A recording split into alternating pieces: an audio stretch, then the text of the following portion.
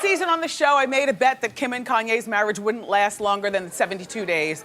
And I told you, if it did, I'd eat crow. That's an expression we use. That's not really something we're supposed to do.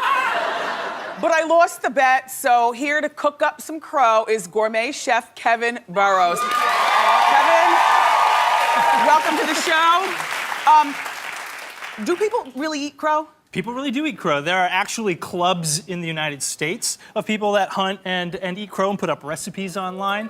And then there's other countries like Lithuania that definitely has a history of eating crow. They're the ones who say that it increases potency, right? Exactly. Okay. Yeah. Look, all right, so... It's not all bad. Yes. This right here is a crow. Now, you've removed the wings, but the legs are still on? The little bit of legs are still on, yes, and the wings have been lopped off. Okay. You know, it's a very tough meat. It flies around a lot. It's very active. So what we've decided to do is we're going to do a gumbo with this crow. Okay. So that will really soften it up. We're going to cook it for a long time. You know, but you want to be careful. It is a wild animal. This has been It's been hunted, so you want to make sure that you get the shot out of it. You want to make sure you cook it long enough because you want to make sure that you actually get rid of, you know. We had a Wendy watcher who's in Utah right now. You know, in Utah, this is crow hunting season, believe it or not, September. So there are plenty of crows, and he killed it and sent it over here.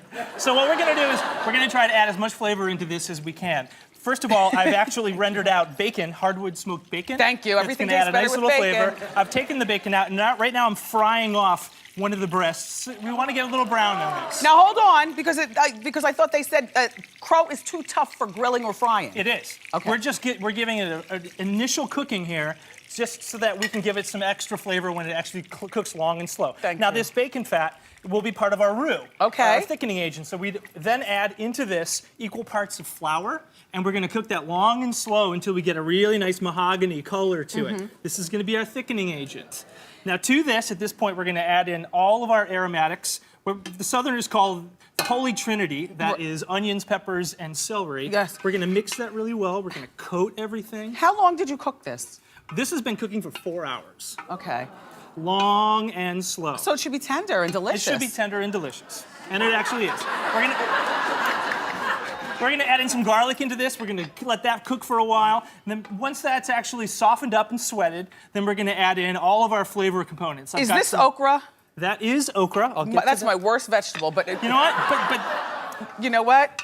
We're gonna add in some tomato paste. We're gonna add some Worcestershire sauce. Okay. Which actually gives a really nice depth of flavor. Okay. I've got some dried thyme. You always want to rub your dry ingredients to get out the they're saying speed it up. All of the oils. And then I've got pepper, salt, basil leaves, bay leaves. You are really serious with this. I'm dead serious with this. This is gonna be delicious. Now you're gonna you slowly start to whisk in some liquids so that it gets thick.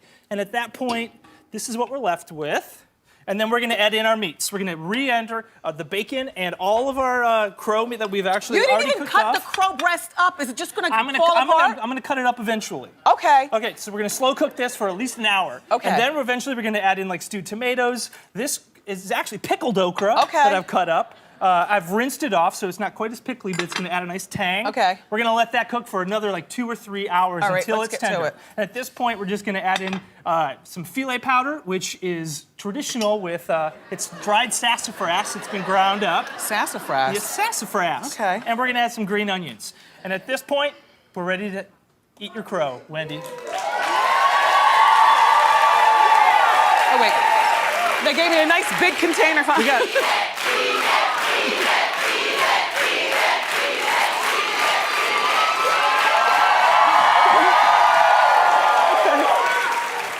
Oh, God. Now, I have paired this with a nice Napa Pinot Noir. You can tell I'm a real fatty. And we have our hot sauce. My mouth is watering over this. Okay.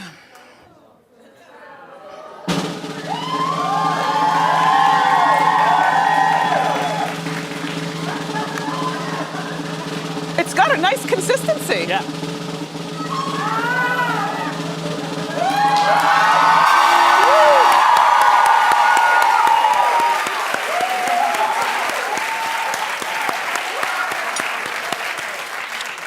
I can taste the iron in it. Well, they say a crow has more iron than anything, and it tastes kind of like chicken liver. You know, it's not so bad. And